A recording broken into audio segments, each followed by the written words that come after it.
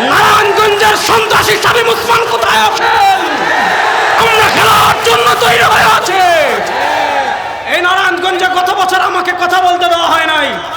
নারায়ণগঞ্জে গত বছর আমাকে বলা হয়েছিল যে রেজাউল করিম আবরার সরকার বিরোধী কথা বলে তাকে বয়ান করতে দেওয়া হবে না। আপনারা বাংলাদেশের 14-15 বছরে শামীম ওসমান সহ আওয়ামী লীগের স্বৈরাচার আপনারা যে স্বৈর শাসন প্রতিষ্ঠা করেছিলেন, শুধু এই দেশ থেকে পলায়ন করে আপনারা বাঁচতে পারবেন না। এই দেশে কবর দেওয়ার মতো জায়গা আপনারা খুঁজে পাবেন না। বাংলাদেশের যেই শ্রেণী সবচেয়ে বেশি আওয়ামী লীগের জুলুম, দুঃশাসন, অত্যাচারের সম্মুখীন হয়েছিল, যাদেরকে আয়নাঘরে বন্দি করে রাখা হয়েছিল, যাদেরকে নানা টেক লাগিয়ে জুলুম অত্যাচারের স্টিম রুলার চালানো হয়েছিল, তারা হলেন এই দেশের উলামা সমাজ।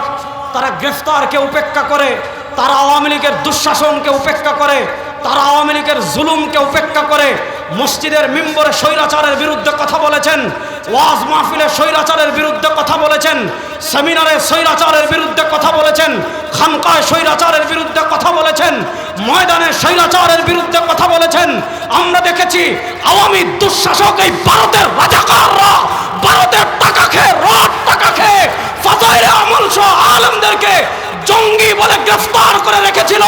আজকে আমরা বলতে চাই 1971-এর পাকিস্তানের রাজাকারদের যেমন ফাঁসি দেওয়া হয়েছে, 2024-এর মুক্তিযুদ্ধে যারা ভারতের দালালি করেছে, ভারতের রাজাকার, বাংলার জমিনে তাদেরও বিচার হবে ইনশাআল্লাহ।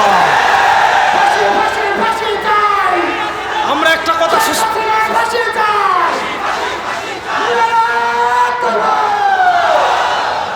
একটা কথা সুস্পষ্ট ভাষায় বলতে চাই, এই দেশে যত সন্ত্রাসী ঘটনা ঘটেছে, এই দেশে সংখ্যালঘু নির্যাতনের যত ঘটনা রয়েছে, এর সাথে কোনো দেশপ্রেমিক সাধারণ নাগরিক জড়িত নয়, এর সাথে কোনো মুসলমান জড়িত নয়, এর সাথে ইসলামী আন্দোলনের কোনো নেতাকর্মী জড়িত নয়।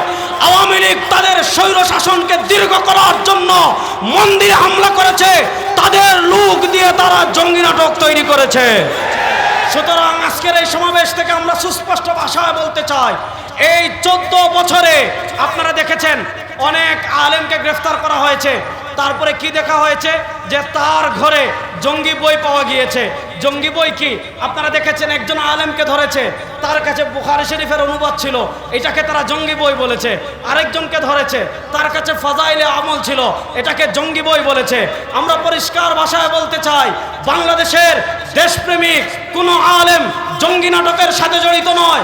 আওয়ামী লীগ এই নাটক তৈরি করেছে, জঙ্গি নাটক দিয়ে বাংলাদেশে গত 14 বছরে যত নিরীহ আলেমকে গ্রেফতার করা হয়েছে, প্রত্যেক আলেমকে মুক্তি দিতে হবে। আমরা দেখেছি, মনে হয়েছিল বাংলাদেশ আওয়ামী লীগ তারাই বাংলাদেশের মালিক। ওয়াজ মাহফিলে আওয়ামী লীগের পারমিশন ছাড়া ওয়াজ করা যায় না, আওয়ামী লীগের লোক ছাড়া ওয়াজ মাহফিল করা যায় না। মনে হয় ওয়াজ মাহফিলে কথা কি বলবে তারা নির্ধারণ করে দে, মসজিদে খুতবা ইমাম সাহেব কি খুতবা দিবে তারা নির্ধারণ করে দে, কোন জেলায় কোন বক্তা আসবে তারা নির্ধারণ করে দে। দেখা যায় শায়েখে চরমনাইকে ময়মনসিংহ যেতে দেয় না, রেজাউল করিম আবরারকে নারায়ণগঞ্জ আসতে দেয় না। তোমাদের খেলা শেষ হয়ে গিয়েছে, এখন থেকে আমাদের খেলা শুরু হয়েছে, ইসলামের বাংলাদেশ হবে ইনশাআল্লাহ। আরেকটা কথা আমি বলবো, আমি আরো দুইটা কথা বলবো, দুইটা কথা বলে শেষ করব। 2 নম্বর কথা হলো, আপনারা জানেন আওয়ামী লীগ, আমি ওই দিনও বলেছি যে আফগানিস্তানে আমেরিকা 20 বছর আগ্রাসন চালিয়ে আফগানিস্তানের ইসলাম এবং মুসলমানের যে ক্ষতি করে নাই, আওয়ামী লীগ 15 বছরে বাংলাদেশের তার থেকে বেশি ক্ষতি করেছে। বলবেন কিভাবে? আপনারা দেখেন, পুরা শিক্ষা ব্যবস্থাকে তারা ধ্বংস করে দিয়েছে।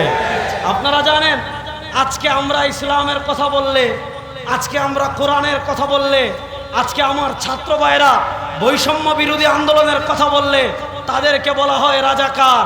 কিন্তু আমার দেশের ভারতের রাজাকারের বাচ্চারা আমার দেশের শিক্ষা সিলেবাসে কি ইতিহাস ঢুকিয়েছে জানেন?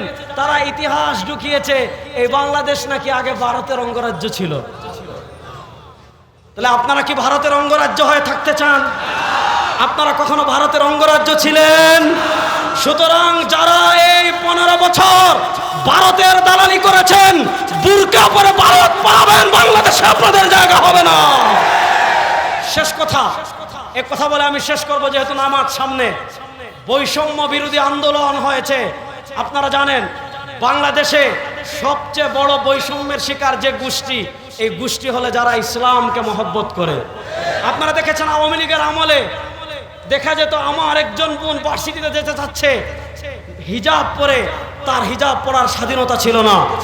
আমরা দেখেছি আমার একজন ভাই যদি দাড়ি রেখে বাংলাদেশের কোনো ফোর্সে চাকরি নিতে চাইতো, তাকে চাকরি দেওয়া হতো না। আপনারা জানেন একজন পুলিশ সদস্য এক শাহবাগী কুলাঙ্গারকে শুধু এই কথা বলেছিল, টিপ পরেছেন কেন, তার চাকরি চলে গিয়েছিল। এতটা বৈষম্য তারা ইসলাম পন্থার সাথে করেছিল, ইসলামপন্থীদের সাথে করেছিল। ও বাংলাদেশের মুসলমান, আমি আপনাদেরকে বলি, আপনারা ঘাবড়াবেন না, হতাশ হবেন না। পৃথিবীর প্রান্তে প্রান্তে আজকে ইসলামের পতাকা উড্ডীন হওয়া শুরু হয়ে গিয়েছে।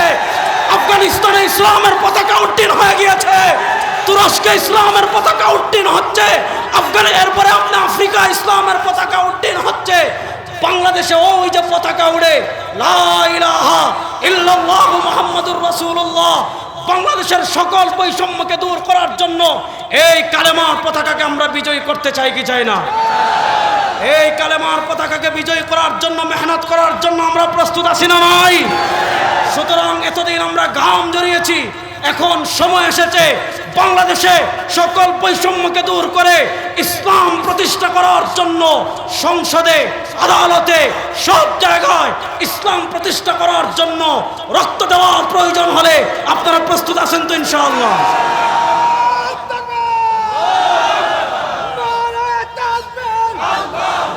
সুতরাং দেখেন আল্লাহ রাব্বুল ইজ্জত ওয়াল জালাল আমাদেরকে দুনিয়াতে যে কয়েকটা গুরুত্বপূর্ণ মিশন দিয়ে পাঠিয়েছেন, এর ভিতর একটা হলো আমরা আল্লাহর প্রতিনিধি। সুতরাং আমরা যেহেতু আল্লাহর প্রতিনিধি, এই আল্লাহর জমিনে আল্লাহর বিধানকে আমরা বাস্তবায়ন করার জন্য আমাদের নেতৃবৃন্দ যদি আমাদেরকে নির্দেশনা দেন, মাঠে নামার জন্য প্রস্তুত আছি তো ইনশাআল্লাহ? আল্লাহ সবাইকে কবুল করুক। নাসরুম মিনাল্লাহি ওয়া ফাতহুন করিম।